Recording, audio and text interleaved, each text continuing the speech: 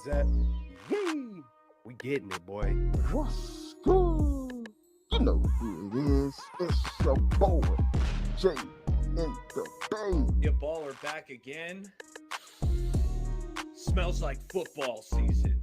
Yo! Yeah. Whoa!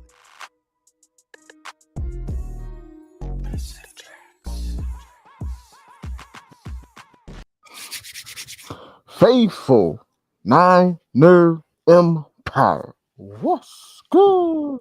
You know who it is. It's your boy, Jay in the Bay. Welcome back to another episode of Straight Out of the Bay. To my left, I have Bay Area Baller. Underneath, we have Richard Kelts. How's everyone doing tonight on this Monday night? It's been a while since we have linked up, but it's always great to come back and hang out with friends and talk about our Niners. Huge shout out to everyone in the chat. But first, how are you guys doing? Eric and Rich, how are you guys doing tonight, man? Hey, I'm doing really good. As soon as I got that message, hey, let's get straight out of the Bay, ready to roll on Monday. I got excited because I love talking ball with you guys, and that's what we're going to do. We're going to hit on all things 49ers. Absolutely. How you doing, Kelts? Man, I'm doing good, man. Just another blessed day. We were backstage talking a little bit about my injury, man, playing basketball, 37 will change you lightweight, man. It was I've had pretty tough tendons throughout my playing career when it comes to sprained ankles and stuff like that. Never had one. Had some dislocations, broken hands, but this was different, man. Pulled something in my back, but besides that, man, things have been great, man. How you doing, man? Jeff? I don't know about everyone else, but in the Bay, we've had some crazy weather. Every winter, I always say, man, I don't remember it being this cold as it was the previous winter, but I don't know about you guys, but it's been really cold. We've had a lot of rain recently, so it's been an interesting February. I don't know. Do we usually get rain in February like we've gotten so far? Do you guys remember last year if we got rain like this?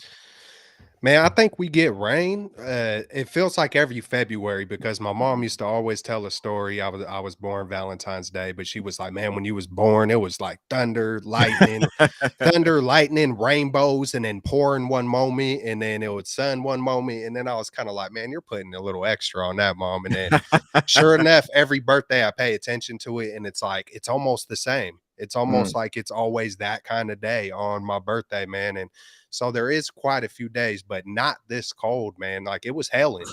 Yeah, it was hailing today. Yeah, bro, it was hailing for like 15 hard. minutes straight. Yeah, like 3 o'clock because Yeah. I went and picked my daughter up and I'm taking videos of it. I'm like, bro, this is off the hook. This is like Crazy. some good hell right here. So it was cool, man. Hey, I enjoy it. I kind of enjoy when it switches up, man.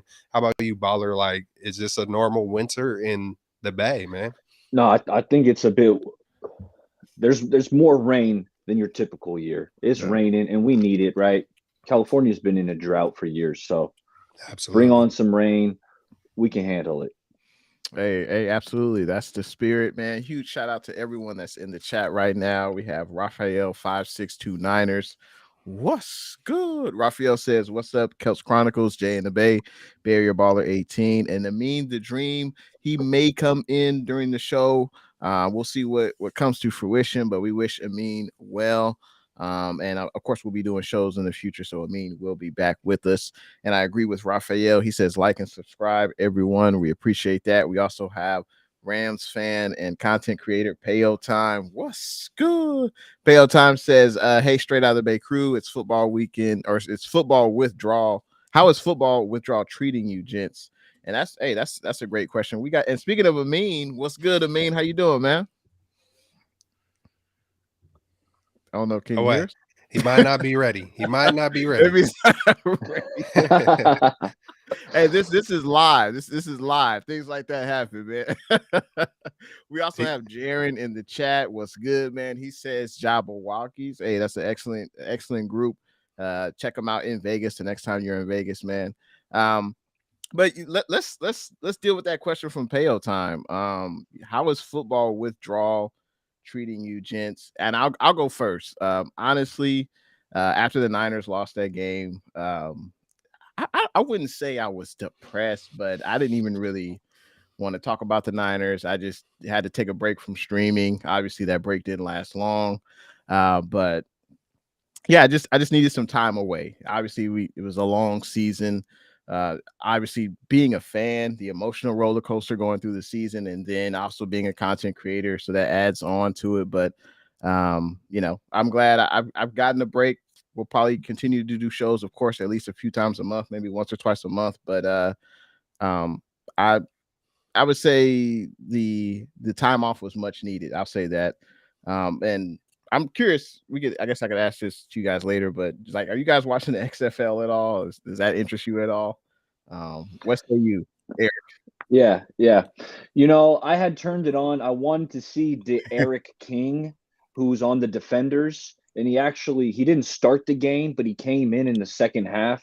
He's a quarterback. He was quarterback at Houston, and then he went to the University of Miami. He's a really athletic quarterback. I actually thought maybe he could get a shot in the NFL as a backup somewhere. So only when I want to watch like niche players, Okay, I'll tune in to the XFL. And then to answer Peyo's comment, yeah, you know, we need the off season. I spend so much time, right, watching the game and just analyzing football. It takes up a lot of time. So when the off season rolls around, you know, it kind of frees up some of that time, and I can spend that elsewhere. So I embrace the off season, but the itch will start soon to get back to some football. Oh yeah, hey, I'm right there with both of you guys, man. But the XFL, I haven't paid attention except for I seen something on Twitter where the coach like said something about his players not playing. They were down 36-0 or something like that.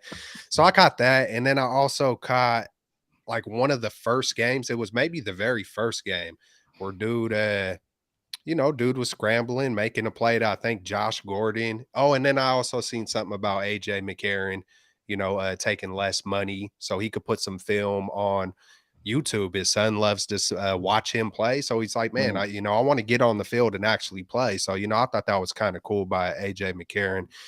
But yeah, man, hey, we need a break, man.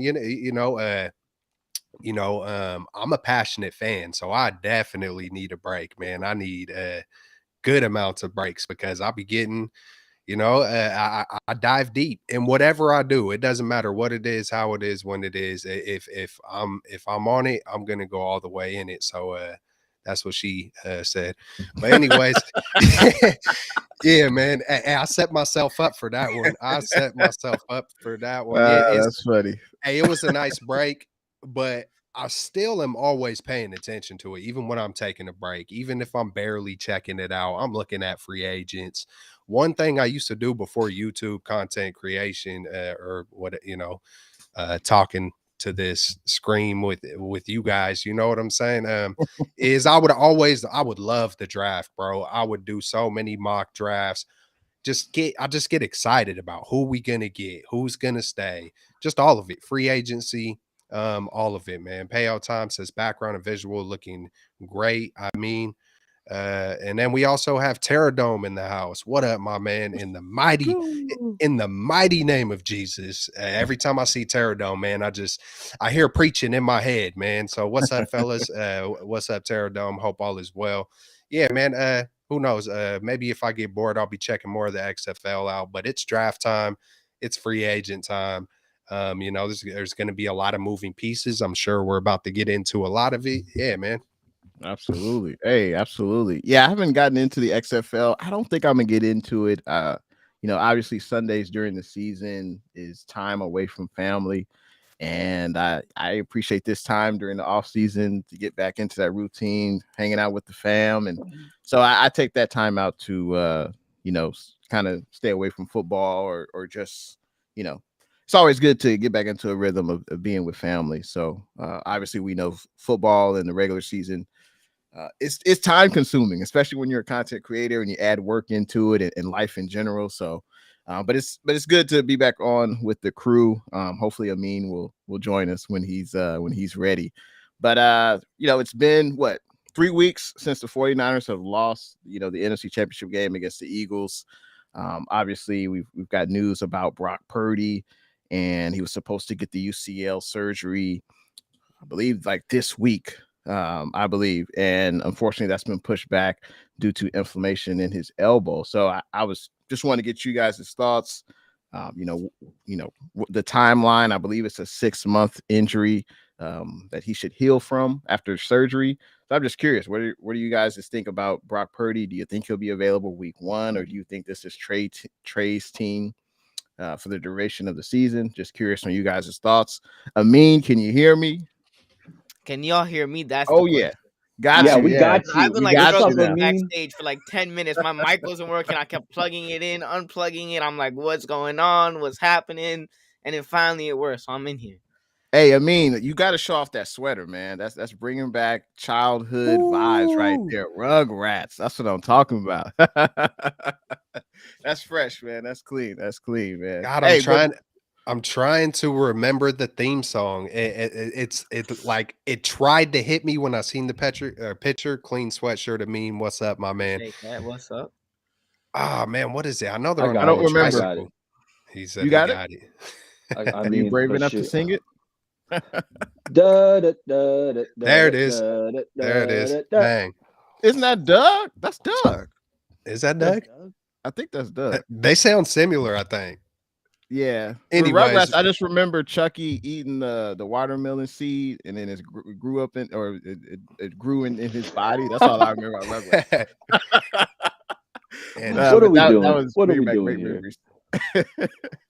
But hey, Amin, so how the last 3 weeks been for you, with the 49ers losing the NFC Championship game? How have you dealt with the football withdrawal? And are you watching the XFL? First off, no, I'm not watching the XFL. I mean, they don't really got a local, Bay Area team. And after, just, watching the Niners and already, the ups and downs of the Niners bring me in my life. And this year's been a lot of ups watching the 49ers, but no XFL for me. I need a break from football. The offseason's a time where me as a fan, I just, relax and chill and take a break from football. Follow the draft, obviously. I'm interested to know who Ballers, top 5 quarterbacks are in this draft class. I want to see, this pre-draft. I want to get the evaluation down on who's his number 1 quarterback. Forget about Mel Kiper. I want to hear, Ballers, quarterbacks. As you should. As you should. Well, I tried to Yeah. tell Mel Kiper years ago. This was in the Blake Bortles, Derek Carr draft. McShay, Mel Kiper, they had Bortles at the top of their quarterback list. And I can I can tag you in the tweet. But I told Todd McShay and Mel Kiper, I was like, look, Blake Bortles sucks. Derek Carr is better than Bortles. So I hit on that one, but yeah, I'll finish my quarterback evaluation and I'll tag you in that one. Hit me with it. So what Amin is really trying to say is whoever Baller says is top 5, you just pick the opposite of that. That's kind of where you're going with that. That's where that's what he's alluding to. Yeah, that's cold. No, I'm just kidding, but yeah, man. Hey, but so you got my mind thinking about the Brock Purdy, Trey Lance. I seen a couple of people talking about, hey man, I'm with Trey. Man, it's same stuff, different toilet, man. It's all, we never know who the number 1 quarterback is. Last year, and then even when finally last year they said, okay, Trey's number 1. It's still, then Jimmy gets restructured. Then Jimmy's looming in the back. So it feels like we truly haven't had a number 1, since Garoppolo was. And then even when Garoppolo was, it's kind of like, man, we need better than that. So, it's going to be who's healthy. It's going to be who's healthy and who stays healthy. That's going to wind up being the guy who takes the job, in my opinion. Yeah, I feel like it's got to be Trey. I think what they're saying, the 49ers, all the predictions, all the talk, Trey and Brock, I feel like it's kind of like that's the best case scenario for Brock to come back when it starts the season. And I just don't see that being the most likely situation. So I think Trey's going to get a shot, but he's got to grab the opportunity and just take it. Whether we want, we know he needs to grow. We know he needs reps, all these kind of things. What's up, Low the Truth? Good stuff for coming through. Yee. Yeah, man, it's just he's got to take it, regardless of how many snaps he's had. 900 snaps throughout his career since, even in college. He's got to take the opportunity just like Brock did, regardless of his inexperience and just run with it, man. That's how I feel about the whole thing so far. What's your concern level for Brock? Like 1 being not concerned at all, 10 being very concerned that he won't be ready week 1. You asking me? Kelson, and we'll go around. Start with Kelson and go around. So am I concerned that he won't start week 1, or exactly like he won't be healthy? He won't be healthy week 1, or how likely? You know what? I feel like it's low. I would say something like a 3. But I feel like he will be healthy, but is he in football shape yet? It's kind of. I feel like it's kind of on the fence like that. You know what I'm saying? So we'll see. We will see, man. How about you, Amin the Dream? What you think, man? I mean, I'm obviously interested to see when the surgery will happen, and like kind of like Kels, mentioned, is that I don't know if he's gonna be in football shape starting week 1. But that's the thing, though. You don't need him to be ready week 1. If you realistically look at this offseason, if the Niners go and sign, a veteran quarterback, and they go and sign, a serviceable backup instead of Josh Johnson, like they did last year, a serviceable backup, a quarterback 3, and you already have Trey Lance, right? So depending on what Trey Lance does and if he gets injured or if he struggles, you still have Trey Lance. Now, if he succeeds, great. But you don't need, Brock Purdy to come back right away, and you don't need him to start for you week 1 because you do have Trey Lance. And if, like a lot of Niners fans think, the front office will, they go and get a backup quarterback, I don't think they need Brock Purdy to be, ready week 1. I'm interested to see when the surgery will happen, but, definitely interested to see what's going to happen with these quarterbacks and just the quarterbacks, around the league. Obviously Aaron Rodgers is everybody's talking about him potentially going to New York. People are talking about Derek Carr. So this offseason, I mean, obviously a lot of NFL teams are looking for, a quarterback or drafting or interested in drafting a quarterback. But, the Niners already have, a former first round pick in Trey Lance who's able to start, who's able to get into training camp, who's able to get reps, who's going to be ready for week 1. So you don't have to rush Brock Purdy back in right away if he's not ready to play. Yeah, I'm with Amin. We don't want to rush Brock Purdy. Trey Lance, we got good news. He put out, I believe it was on Instagram, that he was throwing over the weekend. So it sounds like Trey is already progressing. And I don't want to rush Brock Purdy. And let me tell you why. If both of these guys are healthy week 1, I think we know which quarterback in the locker room the team would want to start. It's Brock Purdy, right? But if we don't rush Brock and maybe he's not quite ready week 1, then it's Lance's shot. And I want to see what Lance is made of, okay? The kid has 4 starts. He flashes some tantalizing talent. And none of us know exactly what he is. So I want to find that out. And I think the best way to find that out is early on in the season when maybe Brock Purdy isn't 100%. So if we could get Trey Lance 3 or 4 starts to start the year, let him start back-to-back games for the first time. And let's find out what this kid's got, because you have to. Third pick of the draft, you got to, Kelts. We got to see what this kid's made of before you give up on him and you trade him elsewhere. Give him a shot to play. Let's see what he's got. Yeah, man, there's a reason why they went up and got him, man. Whether, it's his smarts, his heart, his talent. I mean, he has it all. And, if it always, the one thing that does bother me is Shanahan felt uncomfortable when he did have him in games, and he seemed comfortable when he had Brock. And that's something I didn't like, because it's like, if you were that confident and went and got your guy, is that showing a incapability of Kyle Shanahan on knowing how to kind of mix and match versus his scheme versus what's good for the player? Sometimes Shanahan feels like he's set in stone when it's like, nah, this is how we're doing it. Sometimes you got to kind of be able to be molded into certain situations, and I hope we get to see it. And I'm not talking about running him. I'm just talking about we all watch football, and you can sense when it looks comfortable and when you can see trust and when you can't. There's just a little urgency type of uncomfortableness, and I hope we get to see it. I hope we get to see who he truly is. And the other thing that does suck about that, we might not truly see that for a couple years, But who knows? That's why I said in the beginning, Trey's got to take the op and he's got to run with it full speed. No, but that's you mentioned trust, and going back to the Super Bowl, there was they had an interview with Mahomes, and he really said Andy Reid trusted him. And if you Mhm. look at everybody likes to talk about what if Kyle Shanahan drafted Mahomes, and even if you look at this offseason, people are talking about if the Niners hypothetically in some other universe trade for Lamar Jackson, which is not gonna happen. But if you do trade for Lamar Jackson, or if the Niners drafted a Patrick Mahomes, would Patrick Mahomes be, the Patrick Mahomes that we know today? Because you look at obviously with Trey Lance, and yes, Kyle Shanahan is an amazing football mind. He's a brilliant football mind in terms of scheme, in terms of scheming guys open. If you look at some of the plays, he's great at that. But one thing that you haven't seen from Shanahan, except for this year with Brock Purdy, is that he doesn't trust his quarterbacks. He, in a way, likes to control his quarterbacks. And when you saw when he trusted his quarterback in Brock Purdy, the Mhm. offense was way better with the seventh round pick, right? Just because Kyle Shanahan instilled that trust in him.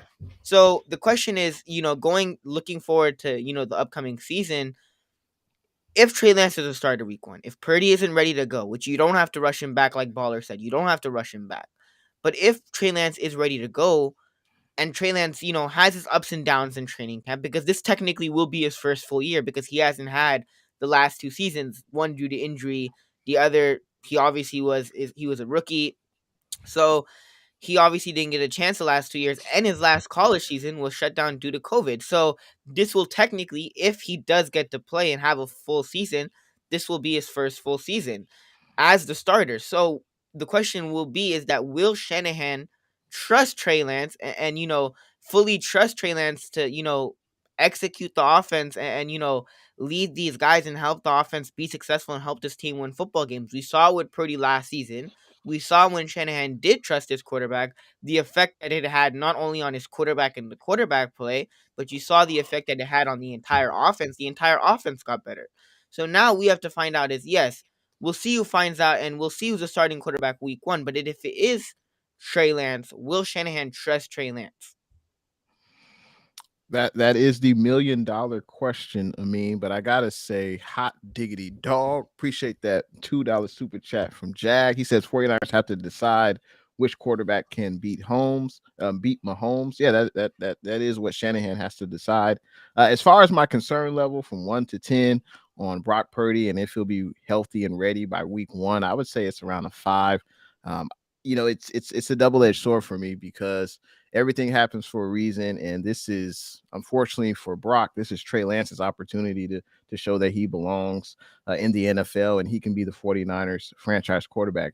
So far, he hasn't proven that. As far as Brock, my concern is at a 5 because the offense ran the best under Brock Purdy.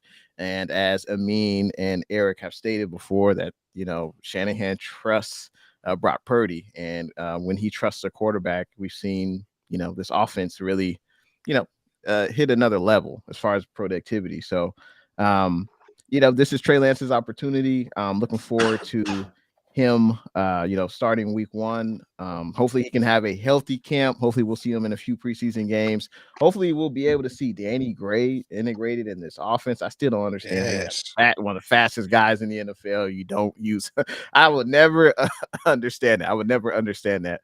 But we've got a great plan. We've got 2 quarterbacks. We'll get into a backup quarterback real quick in a few minutes, but I think if Brock has the surgery in March, hopefully he'll heal up, he'll be ready in 6 months. And obviously, I think Trey Lance will get the first, like Eric said, at least 4 games, because we know if we're 2-2, we're 1-3, Trey Lance isn't playing well. We already know that people are going to be saying bring Brock in. We already know. So how crazy is the it? locker room's going to be saying it.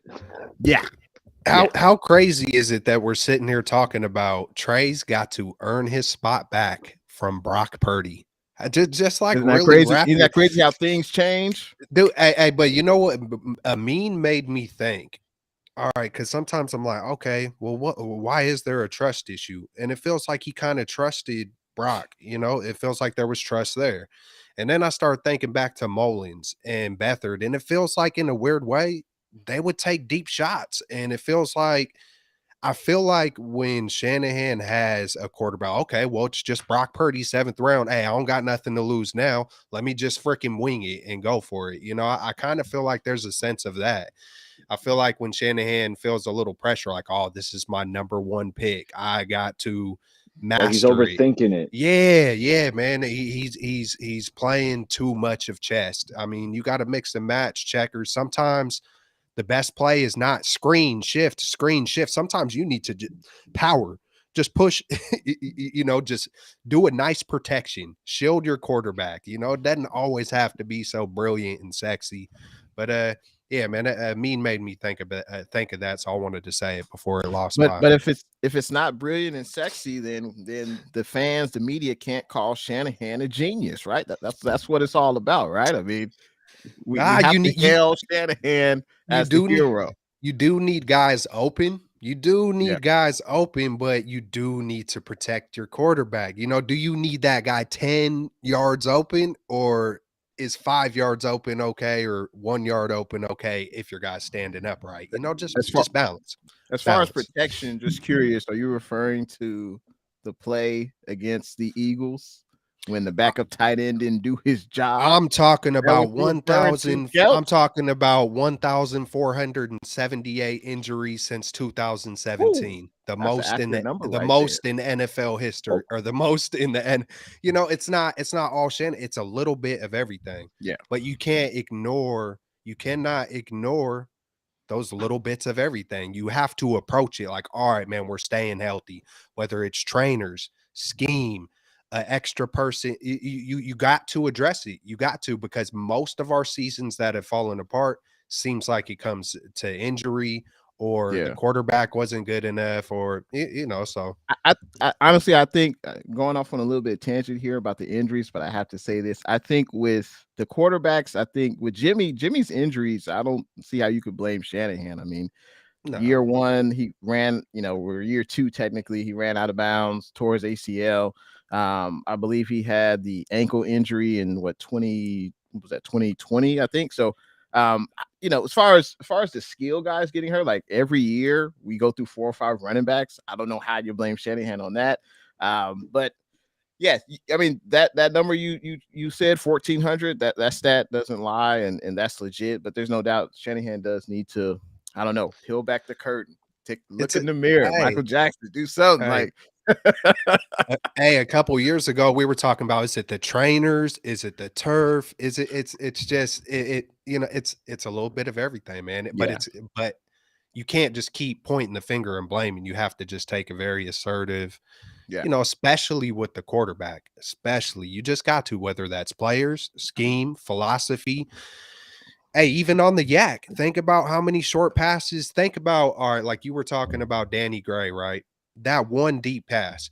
Shanahan loves to have the 10-play, 12-play drives, and how many times are people getting hit during those 10-play, 12-play drives?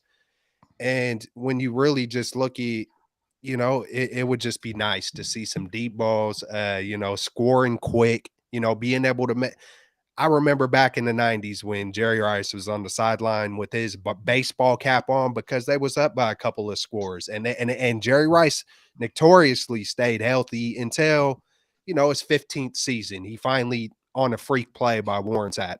But there's a way to be smart. There's a way to be efficient. There's a way to go about it in a philosophy way, from coaches to players. And if you put a concerted effort, even the players get down a certain time. Sometimes I know you want to put your heart and soul, Fred Warner types. Hey, we're going to give it 120%, but sometimes you got to tone it down to a notch, you know, tone it down a little bit to live to fight another play, you know? So we'll see. We'll see if they take a different approach when it comes to injuries. We shall see. I gotta say, hot diggity dog. I appreciate that $5 super chat from Blue True. Blue True says, welcome back, straight out of the Bay. Appreciate that. No worries. We got to get into, obviously, Brock Purdy is going to be a hot topic all off season, including Trey Lance, of course. And huge shout out to everyone that's in the chat right now, leaving comments. We appreciate it. Feel free to like the video, subscribe. We appreciate it. But we got to get into the 49ers free agency. And Fable JVC had an interesting comment. We'll definitely get into that. But let's do it like a round table. We'll start off with Eric. What is the 49ers' biggest need heading into free agency? And is there a specific position where you think the 49ers should max out their free agency dollars? It could be any position. So how about you? What you think, Eric?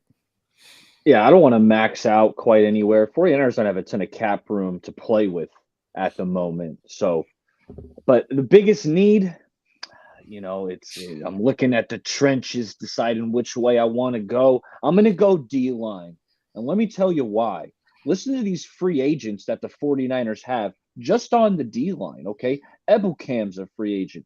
Charles Omenihu, Hassan Ridgeway, Jordan Willis. Like the D-line has been hit hard in terms of free agency. The only defensive ends on the roster right now are Nick Bosa and Drake Jackson. So the Niners are going to have to make a play, and I'm thinking it's going to be in free agency. I mean, look at Drake Jackson, our second-round pick last year, couldn't even get on the field. Yeah. So can you really rely on the Niners picking a defensive end in the third or fourth, fifth, whatever it may be, that's going to be an impact player? I'm not sure. So I'm looking at the defensive line as a position in free agency that the Niners are going to have to attack. What say you? Amin the Dream?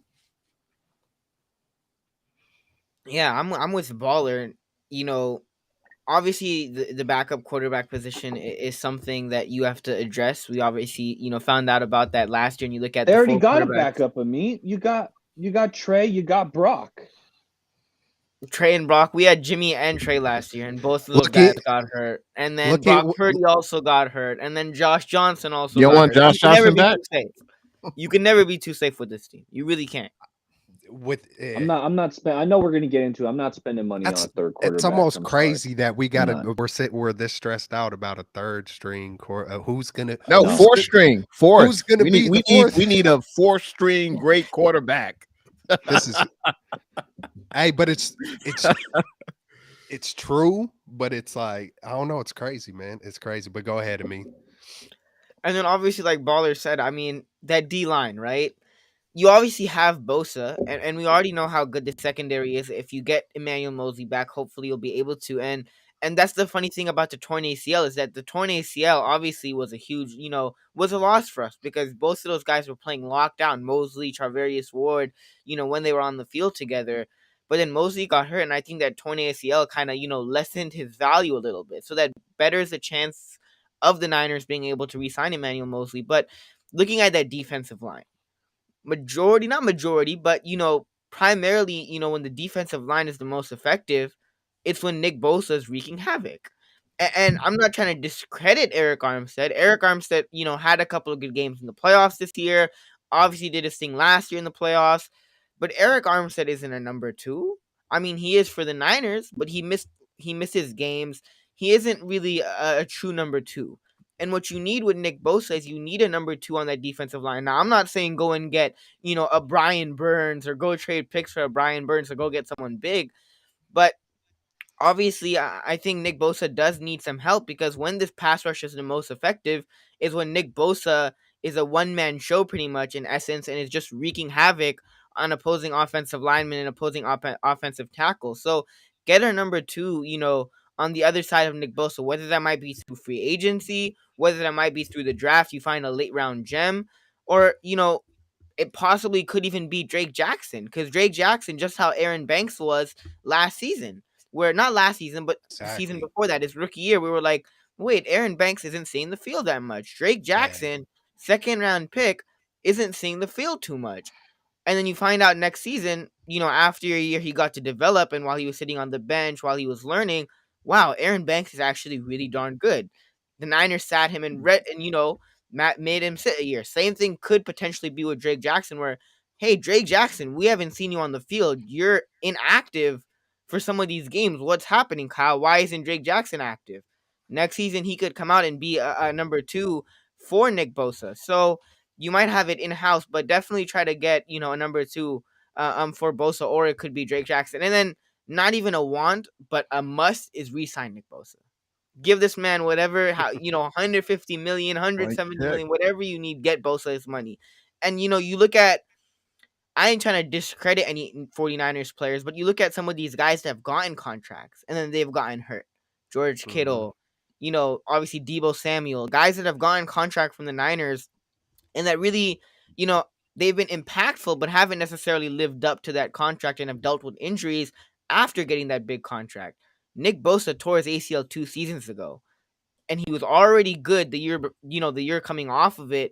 But what he did last year coming off a torn ACL to be even better than he was, Nick Bosa is someone that you give whatever he wants to. Give him his $150 million contract, 5-year, sign him, lock him up. It is a must for the 49ers to bring back Nick Bosa because he was pretty much a whole defensive line, at times, last season. So bring back Nick Bosa and address the defensive line, or, it could be Drake Jackson. Absolutely, absolutely. Hey, you took the words out of my mouth when you were talking about Drake Jackson. I feel like he could be one of the candidates for like a Hufanga type, to where he didn't play much the first year and then he just explodes the second year. I think they really believe in Drake Jackson. And so I like what Baller's talking about in the defensive tackle. Kinlaw isn't who we thought he was. Reminds me of Denny Green back in the day. They are who we thought they were. We let him off the hook. Kinlaw was not who we thought he was, man. And it's unfortunate. Prayers to him. Hopefully he gets healthy. Who knows? Maybe maybe it's a miracle. His knee heals up and he turns into a straight beast. We don't know, but can't count on it though. You cannot count on it at all. I'm not counting on it at all, but for the sake of that man not being the one, I'm just gonna say, hey, you never know, man. Because if I had some issues, I'd be sitting there believing, hey, I'm coming back no matter what anybody say. But it is what it is. I feel like, look, I don't know exactly who we're going to get, and I'm going to answer Jag in a second here. I feel like the 49ers are going to do exactly what they did last year with Kavarius Ward. I feel like they're going to go find that, kind of 7th, 8th, or 9th type of person that no one's really paying attention to, kind of like the cornerback situation where I believe it was J.C. Jackson. And, there was a top 4 or 5 list of cornerbacks. And it's like when we first got Kavarius Ward, it was like, who the heck is this Kavarius Ward? We start, diving into the numbers. Like, hey, this dude is actually pretty dang good. See him on the field. I feel like they're going to do that. I feel like the 49ers are going to go find their Kavarius Ward on the defensive tackle. Charvarius, man. Charvarius. I've been hearing what I say, Kavarius. You're like Kavarius. I've been hearing it like 4 times. I'm like, count. Put some respect on his name, Count. Put some respect on his name. Man, hey, here, I'll get even more respectful. It's Mooney, bruh. It's Mooney. Not, but Mooney Ward. Nah, hey, thank you though. Hey, who do you guys think could be that? I feel like they're gonna grab a defensive tackle. I feel like they almost have to, unless I'm just kind of missing something. But a lot of people talk about Deron Payne. And I'll probably mess up on some of these names, but Javon Hargrave, I think he might be the most expensive. Tomlinson might be a little cheaper. Fletcher Cox, you got Michael Brockers. There's a few guys out there. Is there anybody out there that seems like that could be like a Kavarius Ward type of dude that no one's really talking about? I feel like that's what we're going to wind up seeing. I don't think the Niners will sign any big name defensive tackles like the ones you just mentioned. I think you're already paying Armstead. You're about to pay Bosa. You just drafted Jake Jackson. So I think it's just going to be, 1 year stopgaps, and then we'll also, draft a defensive tackle. I would like to see Arden Key back. He may be outside of our price range, but I thought he played well with us. He played well in Jacksonville. He's a free agent. But yeah. Drake Jackson didn't play that much this year, obviously, but you gotta. That's up to the coaching staff. They have to develop they have to develop the young talent. Obviously, we got a 3rd round pick.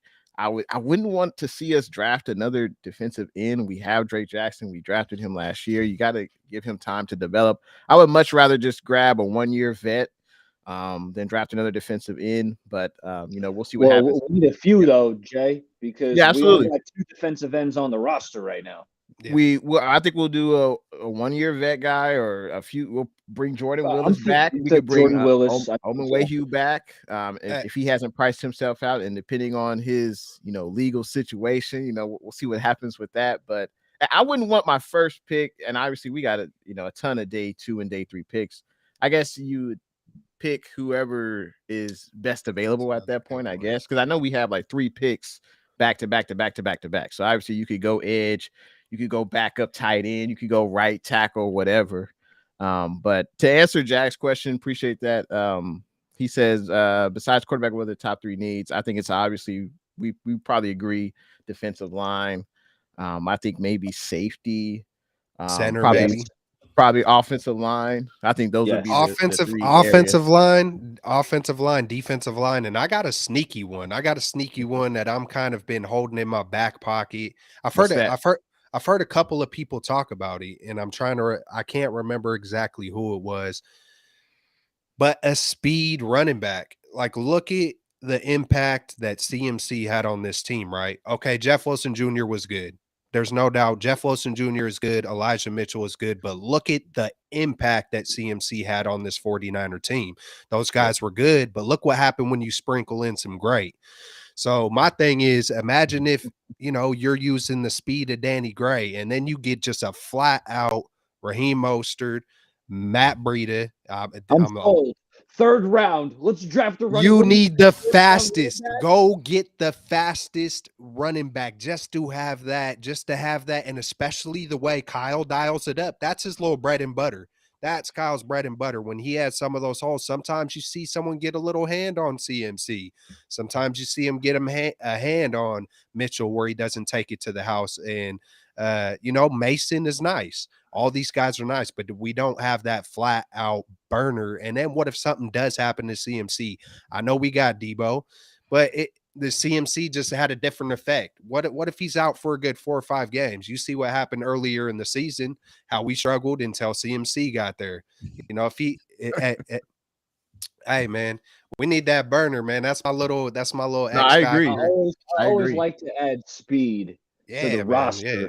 But let's get someone who could kick. Right now, Robbie Gold, we don't have a kicker signed at the moment. Right. So that's a need. And also I heard tight end was mentioned. I think that was you, Kelts. Need a tight end. I wanted a tight end last year, like an actual name tight end as a solid tight end too. They experimented with Jordan Reed briefly. So they've waffled around on getting a solid tight end too, and hasn't really happened yet. Hopefully this is the offseason it happens. And then safety, like Jay said, safety, Tayshaun Gibson's a free agent, Jimmy Ward's a free agent, so there's some work to be done. So to answer Jaguayo's question to top 3, it's D-line, it's O-line, and I'll probably go safety. I would love for the Niners to get another tight end who, when you insert him into the lineup, there's not much of a drop off from Kittle, but how much money can you really give to that tight end position where Kittle's already making top dollar? I would love to see a Dalton Schultz from the Cowboys. He's a free agent, but he's probably out of our price range. But I'm tired of the Tyler Cross, Charlie Warner. Yeah, he's a good blocker, but we need another. Why not add another target for your quarterback? Besides Kittle, you block them 50-60% of the time anyway, so let someone else go out for a pass pattern. But how much money can you really allocate to that position? Maybe get a tight end in the draft. I seen a tweet today. It's real quick. I seen a tweet today that said we picked Vance McDonald 8 spots above Travis Kelce back, whatever draft that was. Wow.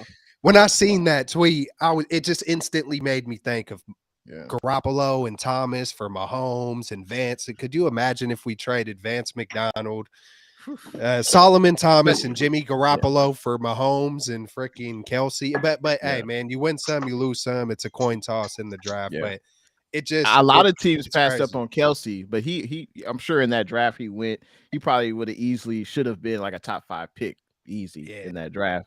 But we got to address this. We have to address one of the most important positions along the offensive line.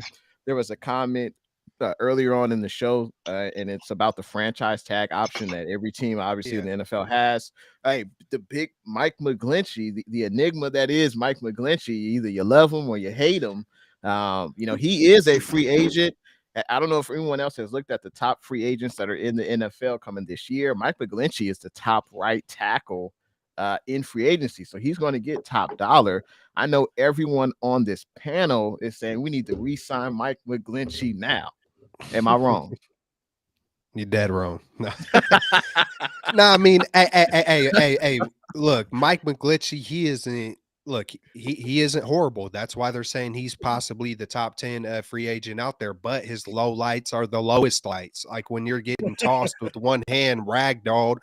I know Parsons is good, but you're a football player. There's no time ever that a right tackle's body, this is upright, that should be like this. You should never be horizontal.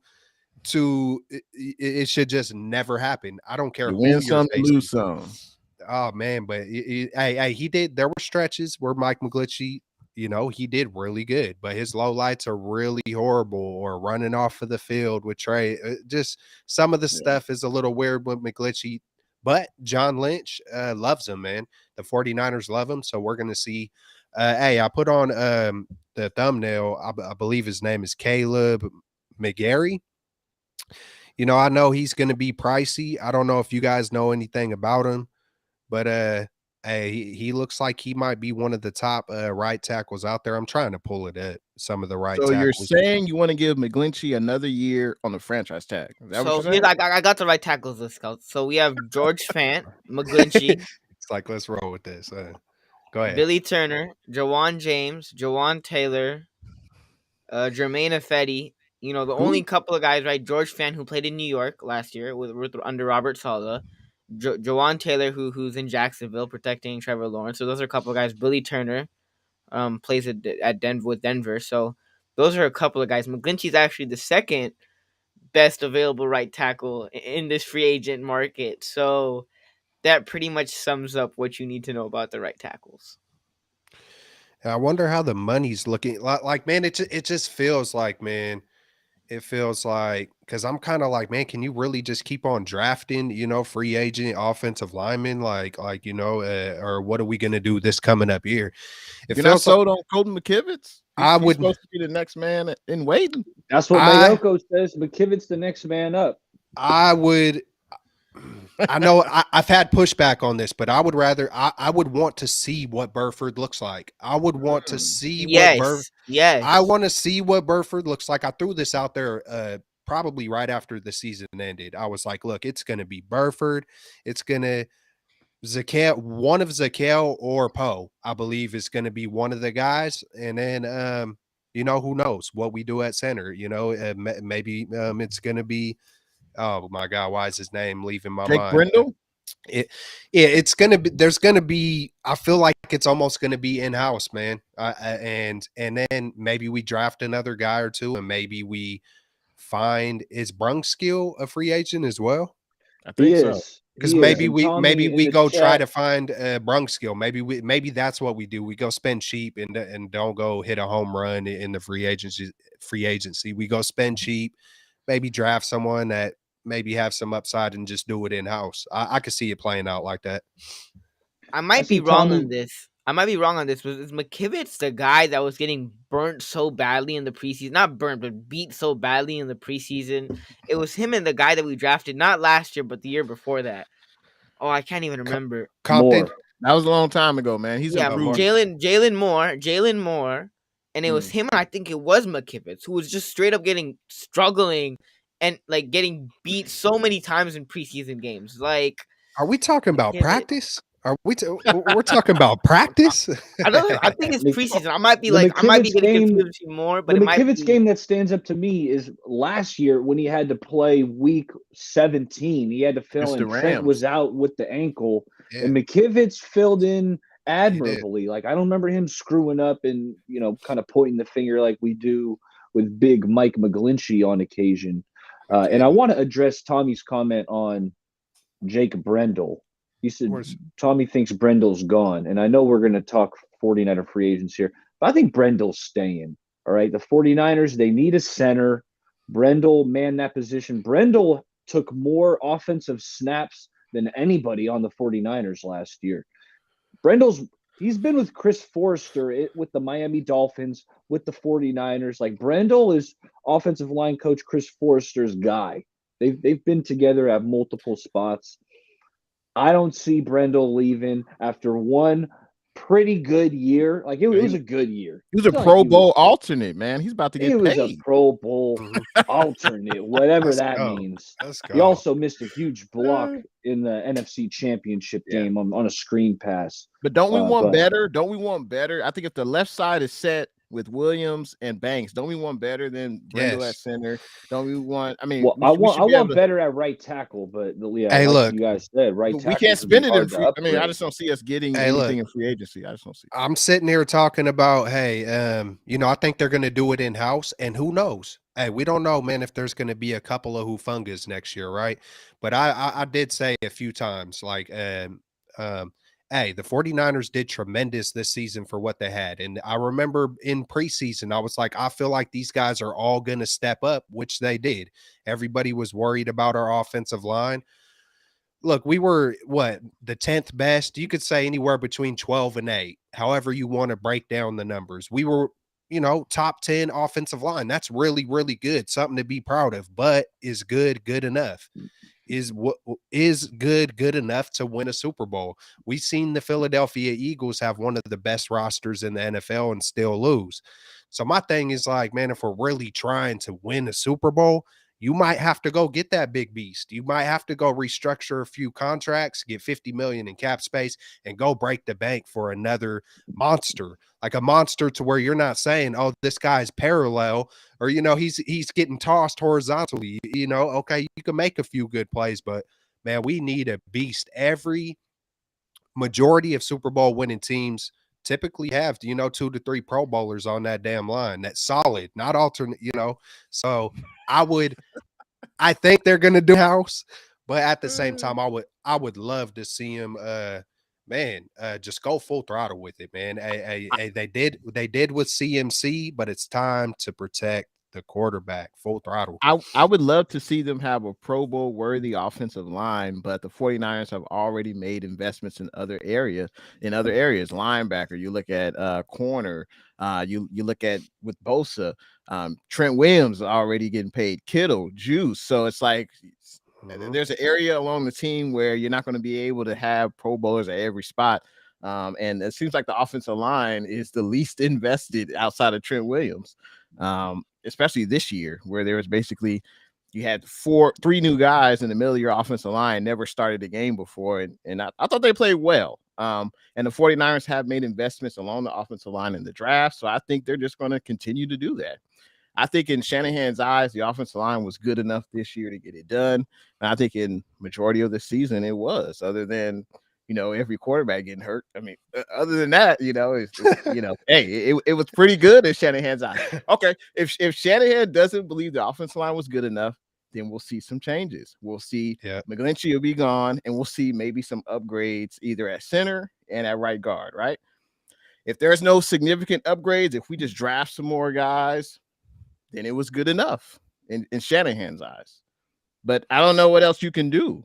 But unless they really do believe in Poe and Zaquille, you know what I'm saying? Because those guys have to develop, and that's the thing. They've already drafted a lot of guys. You got to allow these guys to develop. You can't just So yeah.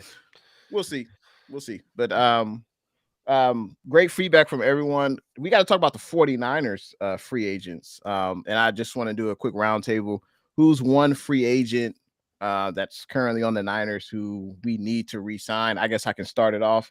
I think we got to bring back Robbie Gould. I know there's some kickers coming out in college, but Robbie Gould had a pretty good year. I don't think he's ever missed a kick in NFL postseason play.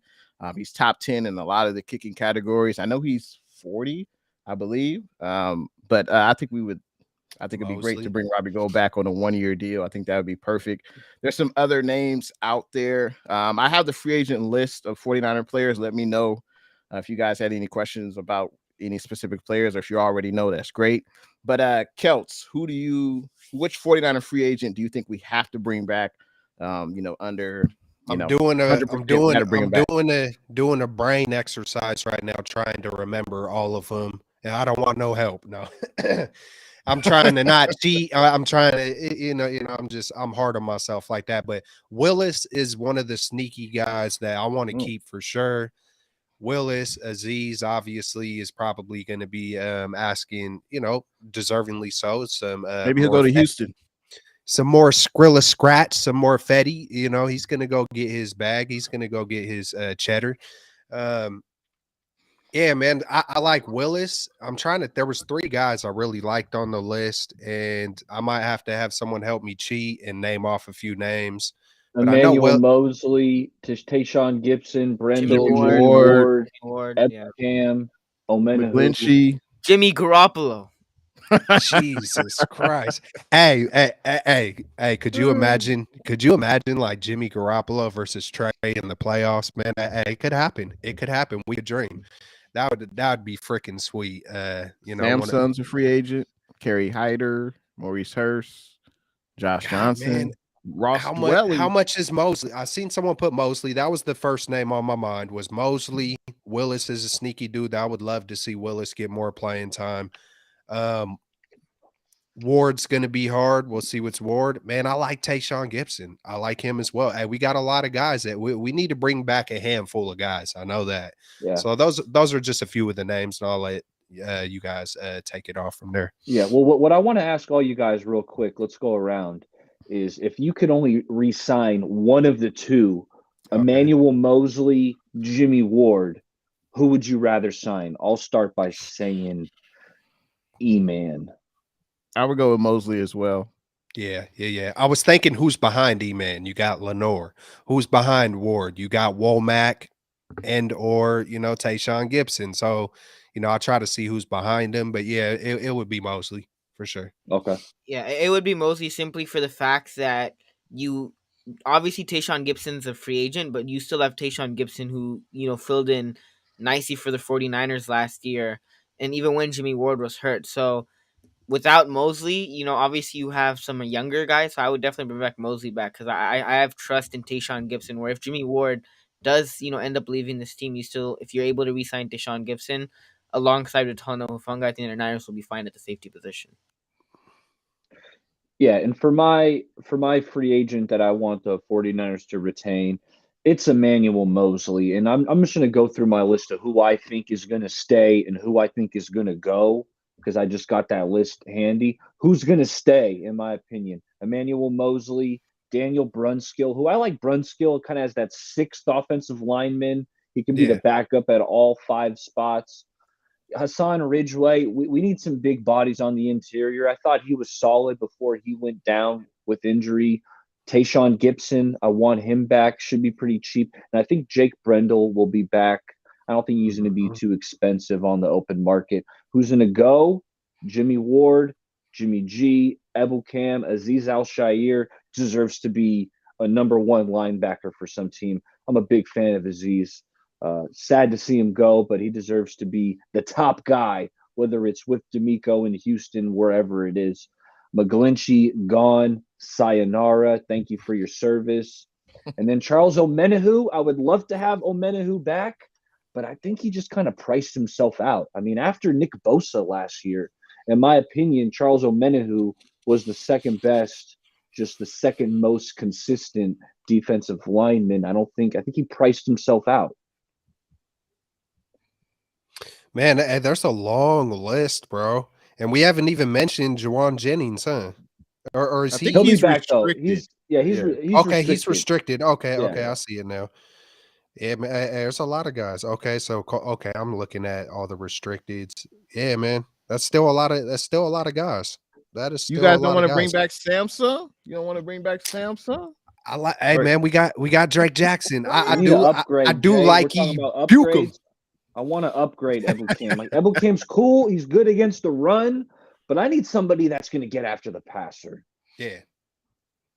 So you think so we think that Drake Jackson's going to be a 3-down edge rusher. He's going to be just like Bosa. He don't come off the field. You know, Shanahan, man, he Man. likes to play with the rookie, or he likes to be back and forth with the rookies. But hey, man, yeah, we're gonna see a couple of Hufanga. Man, this was we had a deep draft class, man. I seen someone mention in the chats. I completely forgot about Davis as the defensive tackle. Oh, Khalil Davis. You know, he dropped far in the draft because of the injury. So you know, but hey, he was that He's big got daddy. something. He's got that. something. And then I seen you. I don't know if we're gonna get into the draft, but hey, I seen you throwing out some stuff on some of the defensive tackles as well, Yeah. Eric. So I'm curious. I'm curious to see some of these beasts that are coming out. Yeah, I got a list. I've been scouting defensive tackle. You know, I'm trying to go through the 49ers needs and kind of scout those positions more often. So, yeah, I got a list of, 6 or 7 defensive tackles who should be there, 3rd round and later is primarily what I'm focusing on. So, yeah, I can throw out some of those names.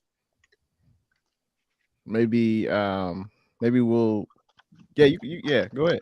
Oh, okay. I'll mix it in right now. Yeah, I like Byron Young out of Alabama. That was This my guy's first. not flashy. That was my first guy, smart. bro. That Yeah. I looked at 5 guys, and that was one of the ones where So I like that right off the bat. Absolutely. Yeah, Byron Young out of Alabama. I like Jalen Richmond out of Oklahoma. Excuse me, Jalen Redmond out of Oklahoma. That's the guy who actually I got circled right now saying, okay, maybe at the end of the 3rd where the Niners are picking round 4, if they wanted to tackle, it's going to be Jalen Redmond. And a couple other guys. Dante Stills. If you're looking for a Charles Omenihu replacement, this guy Dante Stills out of West Virginia, he can be an outside. He can be that big end on the outside on rushing downs, and then on pass rushing downs, you can flip him inside, just like the Niners did with Omenihu. So those were, and then the last guy who was giving me DJ Jones vibes is this guy Nesta Jade Silvera out of Arizona State. Went to Miami for a few years, transferred to Arizona State. So those are a few guys that can plug that hole in the middle of the Niners D. Hey, definitely names we'll have to keep out on the look for. And appreciate that super chat, Jack. Hot diggity dog. Have you heard of these 2 names, Bay Area Baller? Yeah, Saunders from KC. Yeah, my boy Larry Kruger's been talking up Saunders from Kansas City. I know Larry's been all over him. He wants to bring him in. Robinson from the Rams. I gotta check him out. Robinson. Okay. So it sounds like it's going to be another draft where the 49ers is going to be defensive line heavy. I mean, I guess that is where we're weakest, have the least amount of depth along the defensive front on the defensive side of the ball. So it's going to be a lot of edge rushers, a lot of defensive tackles. How much time you guys got? We reached the hour. How much time you guys? I'm good. I'm good on time. Hey, but one thing about the Niners. 30 or 15? Are you guys cool on time? Yeah. Yeah, we're good. Okay. Hey, I will say this though, we all would love to see them hit the draft with get a center, get a defensive, hit the trenches up, hit the trenches. Yeah. Don't be surprised if you see 2 running backs and the dang quarterback. Just don't be surprised. Running back in the 3rd round, another running back in the 3rd round, and then you go and draft like a late round gem who's also running back. Speedster. He's got to be a speedster though. Give me a flat speed running back. I'm not going to be mad at it. We seen what. I'm with you. I feel you. Hey, for real. Hey, because you can find some gems. We've seen what the Niners also do in the 4th, 5th, and 6th round. So it's like, I expect it to not be what I expect for sure. We didn't talk about cornerbacks as far as free agency. We know we want to bring back Emmanuel Mosley probably on a 1-year team friendly deal. Guys, Jalen Ramsey. Hey, great topic. Come on. I was going to talk about Emmanuel Mosley. Someone else said that he won't be ready week 1, so we'll probably have to either sign a 1-year vet free agent or draft. Maybe we'll do both, but let's get into Jalen Ramsey. Do you guys think the 49ers should go after Jalen Ramsey? I don't know why the Rams would want to trade him. I guess to relieve some cap space, I guess. But Jalen does not want to get trucked by Debo no more. He knows he needs to be a 49er. There's no other wide receiver that could truck Jalen like that. So he needs to be a 49er. He can't let that be put on film again. I think that was the top 10 play of the whole year when he just ran through the whole Ram secondary. Jalen don't want no part of that. But on a real note, he seems like a tremendous dude, on and off the field. I don't know a ton about him, but from everything I've seen from him, hey man, he's a freaking baller. Hey, come to Frisco. Let's go. I don't see how the Rams could trade him. I mean, his dead cap hit is like $47 million. I don't even know how they're going to trade him. He does have Does a that potential change out. post June 1st? Because a lot of times Yeah. those things change. That's a good. Hey, I'm gonna look that up right now. F but those picks. But okay, so what would you guys be willing to give up for Jalen Ramsey if the Rams said, "Hey, we want I mean, in division, Brandon though, Ayuk"? Jay, they're Say it again. oh, What if the Rams said, "Give us Brandon Ayuk"?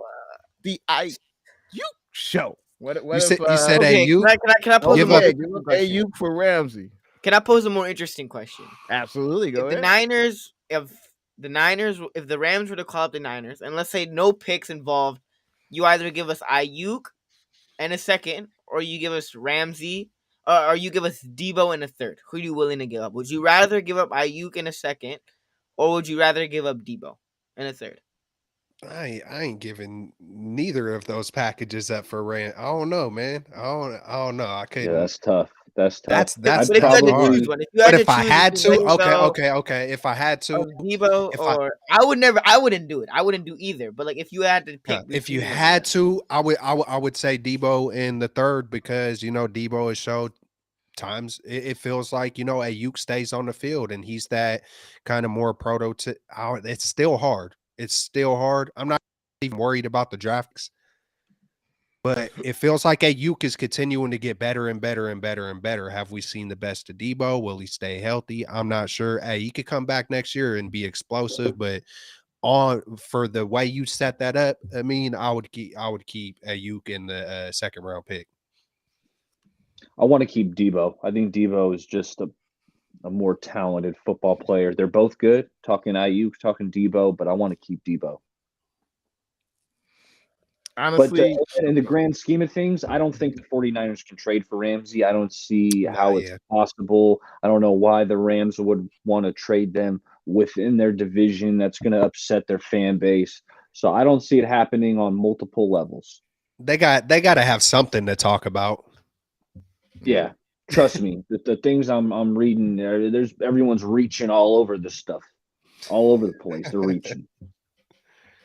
Yeah, I think I heard this on another show earlier, but about possibly trading Brandon Ayuk. Obviously, I'm a huge Brandon Ayuk fan. I think obviously he's a great route runner. Is he a difference maker? Is he a special player? Is he a top 10 wide receiver? I don't think he's reached that level yet, but you can't re-sign everyone. And Brandon Ayuk is coming up on his 5th year of his contract. And you already signed Debo. You already got Kittle. Can we afford to keep Ayuk? I mean, I think that's a legit question.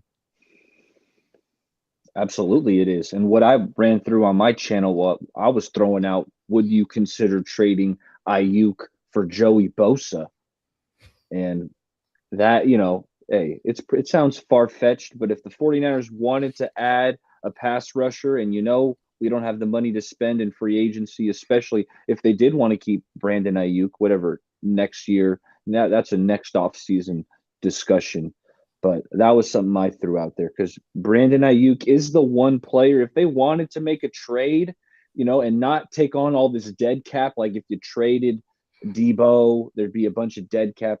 Ayuk is the guy that you could kind of dangle out there. Yeah. And now you're making me think, hey, Danny Gray is there. Who you just never know from rookie season to second year. So you just never know what the Niners are thinking, how much they know about what they have in the building. Like if they weren't able to shoot that to Ayuk, hey man, Danny Gray could be next level, So yeah, we're gonna see. It's gonna be fun to see how it plays out. Yeah, I don't think this is gonna happen, right? Obviously, the Rams aren't trading Ramsey in the division. That's a wish, right? Let's get Ramsey onto the 49ers. But if this was a hypothetical situation, which I wouldn't trade none of these guys for, Ramsey and both the packages. I like Ayuk, I like Debo. Both of these guys are valuable assets to this team, and I don't think, like I said, I don't think the Niners would trade Debo or Ayuk to the Rams, and I don't think the Rams would trade Jalen Ramsey to us. So I don't think it would happen. But that's the thing, though, about Debo, is that, money aside, if we're not talking about money and we're putting aside money and we're putting aside we're trading him to a rival and the Rams are giving us Jalen Ramsey. The thing about Debo is that Debo was great last year, and Ayuk, he was good last year. He had a good year, but even this year, Ayuk, I feel like, has shown more consistency to stay on the field. He's developed every single year as a receiver. And the thing about, this offense was successful without Debo this year. And you saw Ayuk, this offense was successful without Debo. Debo, obviously, I'm not saying Debo isn't great. Debo's a great player. Debo's a great player. Debo's still valuable to this team. I love having Debo on this team. But if we're just looking at it, if we're just being honest, Debo wasn't Real talk. impactful on this team last year. And he wasn't, this Niners offense was still successful without him. And like I said, I'm not trying to, I already know people in the chat are going to be like, you said Debo's this. Nah, Debo is a great player. Debo's, one of the best weapons in the NFL in terms of what he could do with the ball in his hands. But the Niners offense is still successful without Debo Samuel. And this might be a hot take on top of it, but I think Brandon Ayuk, if in terms of just being a receiver, in terms of, route running, catching the football, Ayuk, I think, is a better receiver, pure receiver, than Debo Samuel. And then is it sustainable with Debo, as far as having to break 4 or 5 tackles on?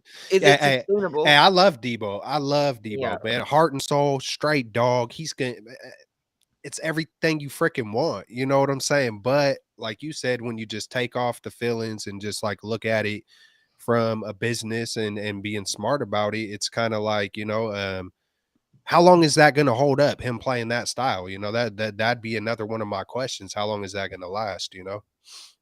Funny thing, PTV is calling me Shams. I've seen that like 3 times today, and I was just like, I had to point it out. He's calling me Shams. Hey, that's a compliment. Shams is doing big things. Amin's gonna be on that level someday. We're gonna be talking about the times. Hey, remember when we were working with Amin the Dream on Straight Out of the Bay? Like, that's where it's gonna be. Like, man, bro, we got to sit there and hear his voice get deeper, bro. We were there. Like, we seen the transition. We seen the transition, bro. Now, hey, real talk. Hey, I did notice it though. I ain't gonna lie. When we started the stream, I was like, "Damn, Amin's voice got a little bit deeper, man. Like, that's what's up, bro. That's what's up, bro." I didn't notice until you pointed it out. I had no idea until you pointed it out. It's happening, bro. It's happening. Hey, we took a month off, man. Hey, I noticed little things, man. But it's dope to be able to witness that kind of thing. Hey, I got a 16-year-old son, so I'm I'm a dad, man. I see you be hooping. I see you be hooping. Shout out to Kelt. I see you be hooping. He actually be balling out. I see him scoring buckets. AI crossover. I was like, okay, Kels, do your thing. Popping 3 pointers. I was like, dang, Kels can still hoop. Kels was on one that day, boy. Man, hey, that's been my whole life basically, man. But Father Time caught up to me because the next day, man, I done blew my freaking back out, bro, trying to hit a fake fadeaway on my son and strained a lumbar or whatever the hell that's called in between your spine and your hip and your freaking back, bro. I ain't never did. I dropped the ball, bro. It was done. I was walking like an 80-year-old. Oh man, I was 12-4, 12-4, 12-4, and then I let him go up 5-1 on the 4th one, and I got injured. I was like, man, my son's name's Mason. I was like, bro, you cannot go home undefeated. You cannot let me just whoop you. I'm 37, bro. Like, I was like, cannot just let me whoop you 3-4 times in a row. I started talking big mess. We're both talking to each other, and then yeah, man. He ultimately won because I got blown out. I was in the bed for a good week, man. It was no joke. We all got to meet up and play 21 for sure, man. Hey, I'm down, man. We all hoop, so yeah, we should all get together. That'd be dope. Straight out of the Bay edition. Yep. Throw Hey, it there's on one live. last thing I want to say because there's been a lot of speculation about the quarterbacks, right? And the QB3 or the necessity to bring in another quarterback. And I'm just, fellas, it kind of irks me a little bit, all right? We have Trey Lance, Brock Purdy, two young quarterbacks who I like, who I think both have a lot of potential. Brock Purdy, we've already seen it on a pretty good sample size. Like, I feel like I know Brock Purdy he's good. Is he great? I don't know, but he's good. I want to find out if Trey Lance is good, if he has the potential to be great, like I think he can be.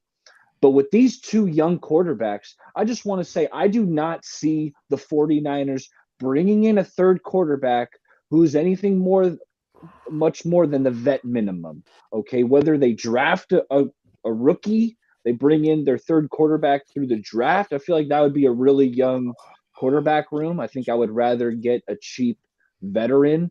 But I just want to say, the creators and just the fans that want a Mitchell Trubisky, or they want Jacoby Brissett, or who's another Ryan Tannehill I've seen Red thrown Rifle. out there, like Red Rifle. I mean, if I don't see any of those guys coming, those quarterbacks are all like Mariota? worthy. No, it ain't Marcus happening. Mariota? I'm sorry. Those guys are like those guys want to water have boy? a chance to play. Those four quarterbacks that we listed all want a shot to get in the game play. and show what they have. They're not taking the minimum. And the 49ers don't have a lot of cap. All right. So they're not going to spend $8 million on a third quarterback when you got two young guys ready to roll. I just had to throw that out there. Taylor Heineke? I like that Heineke, one's man. possible. Uncle Yeah, I Rico. Stidham? Sudfeld? I think he might come back I see to the Raiders, Sudfeld. though. I'll bring back Nate Sudfeld for the minimum. Yeah. Hey, that's an option. My boy Shams on the rise. Oh, just throw this out there. If TB12 picks up the phone, are Lynch and Shanahan answering that call? Only if they're getting bad news on Brock Purdy. If they get bad news on Brock, which obviously we don't want, but if the doc goes in there and they say, hey, this elbow's a little more jacked up than we thought it was, and then that's the only point. This is the first year where I'm saying no to Brady. Like, this is last year I would have entertained it. 2 years ago I'd have entertained it, but now with Brock, with Lance, both of them I think have potential. The answer is no, unless Purdy's elbow. But what if Tom Brady is like, look, Shanahan, my bad about the comment about whooping you on the Atlanta Falcons. I guess that was the actual real thing that happened where Brady was like, hey, remember that time I came back, 28-3 and, but anyways, what if Brady comes through and he's just like, man, I'll take the super low. I will take a super, super discount. I want to set my legacy. Shanahan, what's up, man? I don't know how much the super low would be for Tom Brady, but what if he's 10 like mil, 15? Oh, but shoot, if it's something, hey, but bro, like if it's something like that, I mean, could you But imagine? that means he's playing though, Kelts. He's not Hey, coming here to sit the bench. could you imagine Tom come knocking on the door and was like, man, I tried to do it for 10 mil and they said no. I mean, that'd be off the hook. Because how much should he be worth? Oh no, man. At least 15 he to didn't want to 20. get hit. He doesn't want to get hit. Yeah, he doesn't want to get hit. Everything was so quick with there in Tampa Bay. He's getting the ball out like I didn't like it. Hike, balls Oh, out. Chris Godwin bubble screen. And it's like Debo, CMC. I know. Well, the 49ers do have the weapons to maybe pull that off, but I'd rather have Purdy doing that. For real. I to be honest, I'd rather see our youngsters for sure. I want to see what Trey got. I want it, hey, but he's already delayed a couple of years, man. We should have seen Trey from the jump. We didn't. We're here now. We got to see what the kid got. I feel like he's still going to be great, and I also feel like Brock Purdy's going to be really good. I feel, because one of the things is, hey, what if neither one of them are good? Hey, what if they're both really freaking good? We'll see. But I want to see what Trey got for sure. Absolutely, man. Well, it was good to link back up with you guys. Great show tonight. Huge shout out to everyone that's in the chat right now, whether you're watching on Bay Area Baller, Amin the Dream, Rich Kelts, Jay in the Bay YouTube channel, or Straight Out of the Bay. We appreciate all the support, and we appreciate everyone leaving comments. Any final words from anyone? Maybe an outlook. Go Lakers. Go Creative. Lakers. Oh, go 27 Lakers. points. I 27 know points. Bay Area Put Baller some Kelsey respect like on a our name. Warrior. Go Lakers. LeBron James broken foot out for the rest of the season. Your Ouch. playoff shots are done. I mean, Are you serious? Ouch.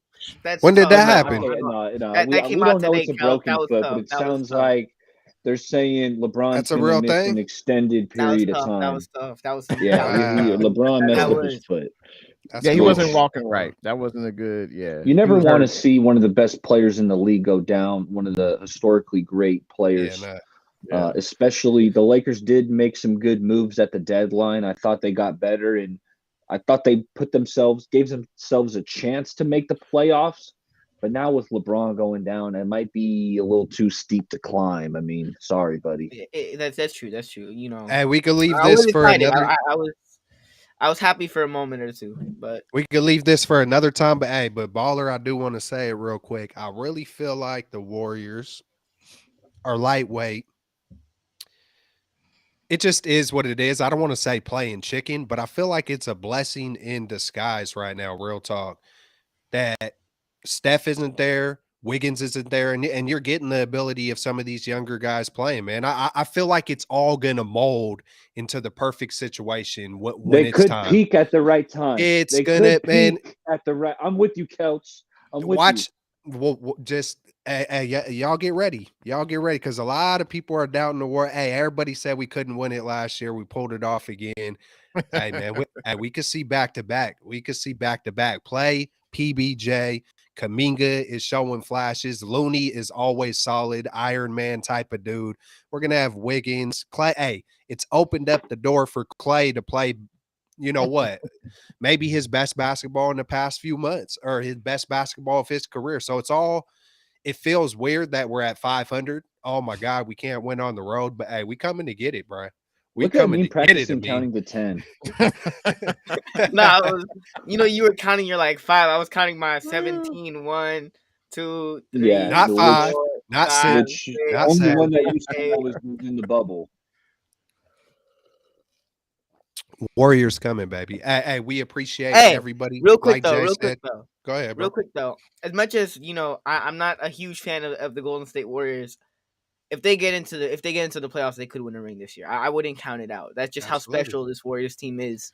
And I don't even know why I'm saying this as a Lakers fan, but I remember people talking about it last year where they were like, the Celtics gonna beat the Warriors. The Celtics gonna beat the Warriors. What And happened? even after game one, I'm like, nah, it ain't gonna happen. And I just know, just watching Warriors games, I'm like, especially last year, man, the Warriors were gonna beat the Celtics either way. It was just a matter of how many games. But I already knew everybody was favoring the Celtics, but nah, the Warriors last year and just in general during that dynasty, and I would call it a dynasty, they're the real deal. Credit to Steve Kerr, credit to, the way the guys hustle, the way that they play as a team, and even the way that they're struggling right now. If they get to the dance, and if they make it to the dance, they could win an NBA final. They could win the Ain't NBA nobody final. gonna want to play the Warriors. I'll tell you Hey, that. No, even the Suns. People talking about the Suns, bro. If the Warriors play the Suns in the Western Conference Finals, I'm putting my money on the Warriors. Hey, how about DiVincenzo, man? How about DiVincenzo? Very, very underrated, super just huge pickup. He's a straight up winner, man. 2 in college, 1 with the Bucks. Of course, he didn't do it with Sac. I just feel like it's all good. It's stressful when you're 500. You're playing 500 ball, but I feel like even if they don't just go crazy in the regular season, I feel like it's going to come together at the perfect time. If they stay healthy, like Amin said, man, they're gonna be the ones, man. Yep. Well, I guess that's it. We ended on some basketball talk, but we appreciate everyone coming through. We will be back soon, and as always, go Niners. Sounds like a means become